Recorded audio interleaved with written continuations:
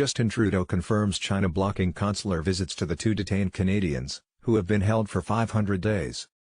I feel so sorry for these two dudes. They must be in hell. In prison in a foreign country for 1.5 years, and you aren't even allowed to speak to anyone about it. That's fucking grim. The US asked Canada to arrest and extradite Meng Wanzhou, a Huawei executive. We arrested them, and then China arrested these two seemingly in retaliation. Now we are stuck between the two largest powers in the world. How do we get them back? Either we extradite her and piss off China even more, or release her and piss off America, who is supposed to be our closest ally. It isn't like we have the power to force China to do anything. We need to untether ourselves from this country that doesn't abide by the slightest shred of diplomatic norms. What are we even gaining, at this point? On the same day that 1 million respirators we purchased from China aren't fit for purpose? Absolutely ridiculous. Oh, also, if China had actual regulation enforcement of wet markets, we wouldn't have COVID-19.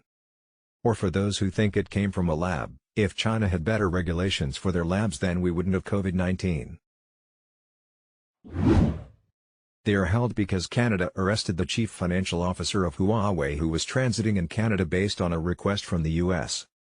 Canadian court is currently assessing the merits of her extradition to the US.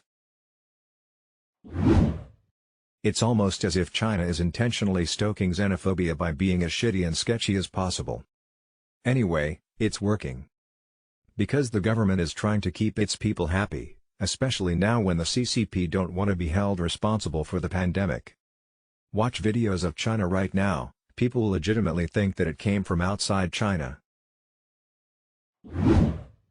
I find it comical wherein many Reddit comments these days suggest that anyone with a defeatist attitude towards the CCP/China/hostage situation is probably a Chinese bot trying to disseminate despair and futility of the situation. And yet, for those who so loudly declare their hostility to the CCP and frustration over the situation, where are your proposed solutions that can actually gain traction with the good, freely elected governments you pledge your allegiance to? If these governments are expressive of the will of their country people, in their elected representation, then why not direct your anger towards your government, or indeed your apathetic fellow citizens?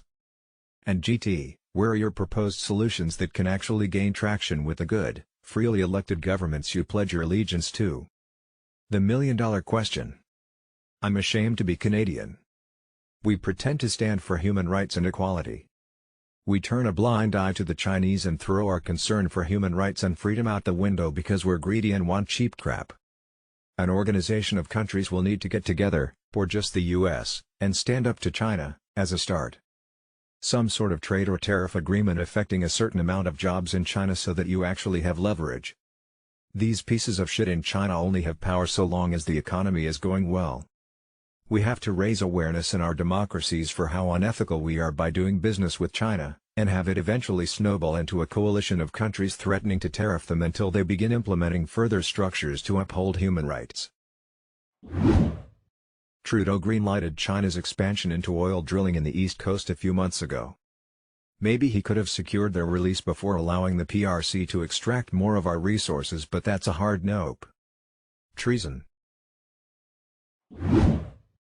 China needs an international intervention.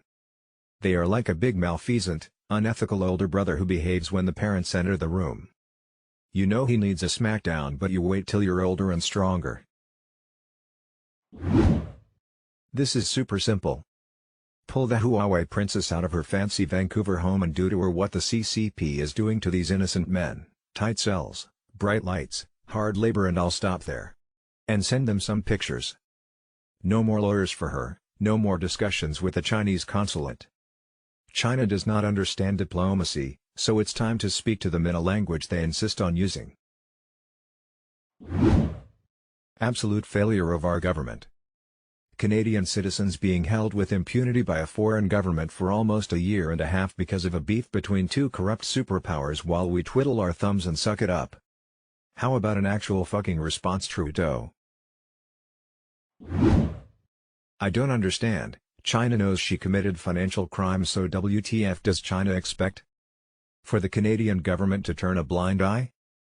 Also, this is going to sound really horrible, but how would two Canadian citizens even be considered a bargaining chip in return for a high-profile executive of a leading Chinese tech company?